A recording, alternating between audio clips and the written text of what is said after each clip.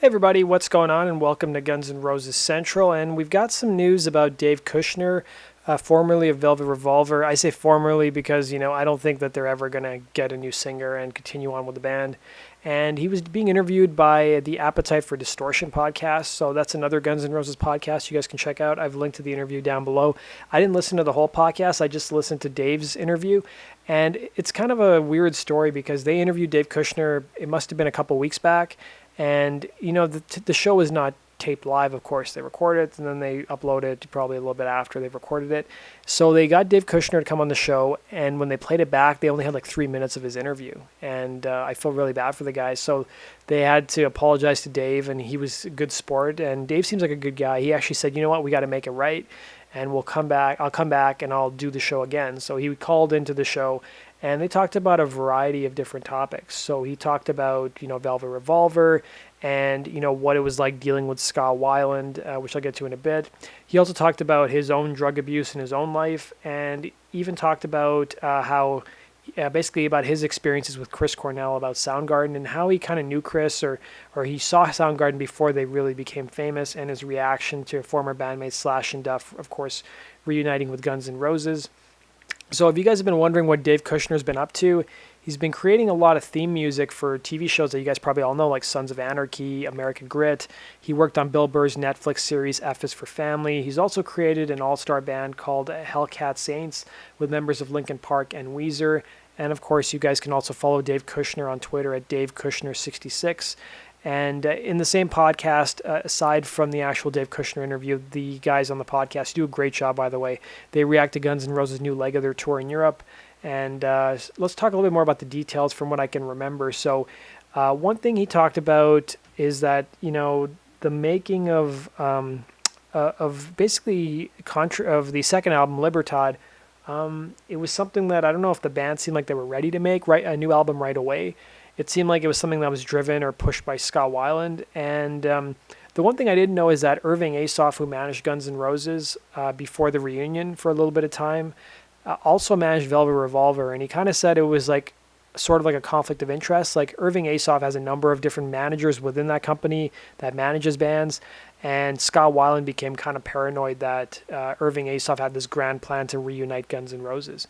And he kind of like talked about this one time that Scott Weiland kind of like cursed out one of the guys from the company and basically was acting all paranoid and just accused them of trying to reunite Guns N' Roses. And Scott probably felt like they were going to break up Velvet Revolver. And he also talked about how he wasn't a fan of the first single from Libertad, She Builds Quick Machines. He thought they should have chosen a different song like Let It Roll or Get Out the Door just because it has a catchier hook on it. And I kind of agree. She Builds Quick Machines is a decent song, but I don't really feel like it was the best song to choose as their first single.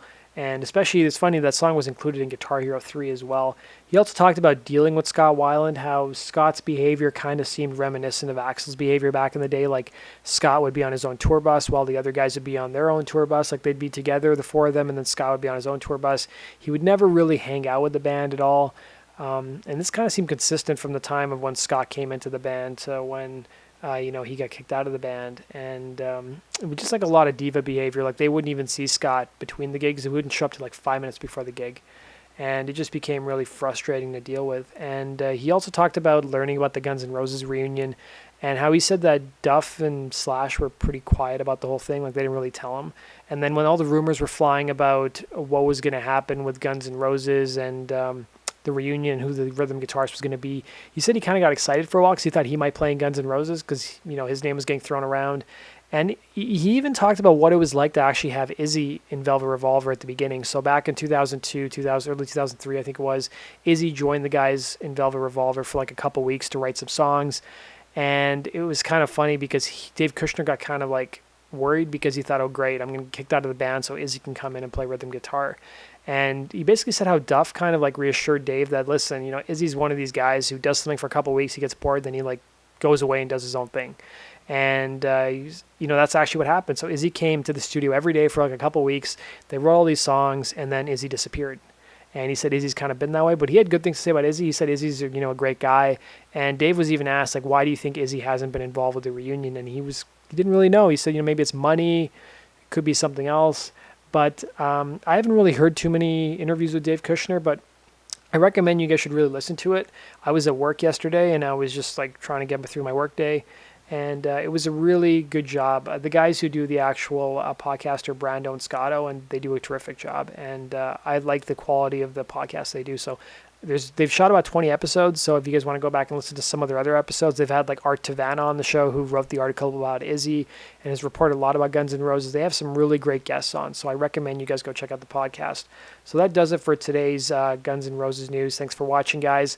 If you guys have listened to the interview, what are your thoughts on it? And the last thing I want to leave you guys with, I'm going to probably start doing this in all my videos, is that I'm just going to show you some random photos of Guns N' Roses, maybe from the last tour they've been doing or from old photos, and you guys can enjoy those. So make sure you hit the like button if you enjoyed the contents of this video, and be sure to follow me on Facebook and on Twitter. The links to my social media channels are down below. And as you guys know, if you guys follow me on social media, I'm always taking polls of what content you guys want to see next on my channel. So be sure to check those out, guys. And without further ado, enjoy some of these cool photos.